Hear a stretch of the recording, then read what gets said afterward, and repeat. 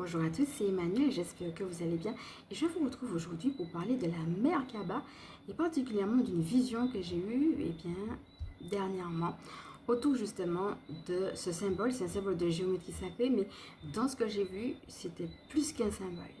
Alors installez-vous confortablement avec un petit crayon de quoi noter, un petit verre d'eau. Et puis, respirez profondément.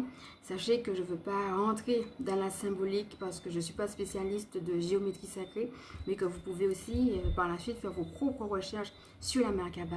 Là, on va en parler, mais vraiment d'un point de vue chamanique. Alors, avant de commencer, comme d'habitude, merci de faire partie de cette communauté. Merci pour vos mots chaleureux. Et si vous êtes nouveau, soyez le bienvenu sur cette chaîne. Et puis, là où la bienvenue, sachez qu'il y a une présentation de moi à la fin de cette vidéo. Alors, on va commencer par respirer profondément et on est parti.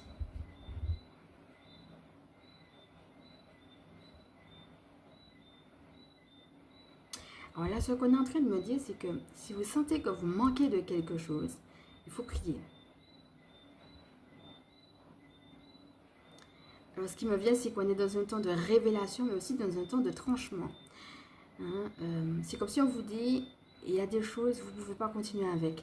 Et tant que vous n'avez pas quitté cette chose-là, vous n'aurez pas forcément la pièce manquante, la révélation qu'il vous faut pour continuer. Et justement, j'entends être à l'œuvre, être au service. Là, on a vraiment quelque chose de l'ordre de la mission de vie. Et on me dit quelque chose qui est, comme si c'était évident. De toute éternité, il y a des choses que vous êtes amenés à vivre, que vous êtes amenés à faire, que vous êtes amenés à construire. Alors là, ce qu'on me dit, c'est que vous devez simplement vous élever. Et c'est quelque chose qui se fait aussi naturellement. C'est un processus. On a des énergies, en effet, qui nous aident. Et ça peut se faire de manière très naturelle. J'entends très simple là. Ok, mes amis. On va maintenant passer à la partie de la vision que j'ai reçue sur la Merkaba. La Merkaba est ce qu'on appelle, je dirais, le chariot de Dieu. C'est-à-dire que Dieu ne connaît pas cette notion d'espace-temps. C'est pas comme nous, passé, présent, futur.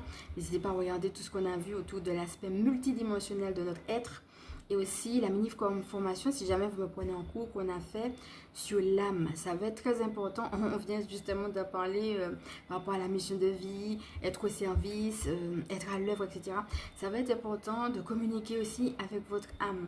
C'est quelque chose de simple, c'est quelque chose de discret, mais en même temps, c'est comme si il faut juste se connecter à qui on est. Et ça, notre âme le sait. Et c'est là-dedans, justement, que ça devient tellement pertinent de lui poser des questions et aussi de lui laisser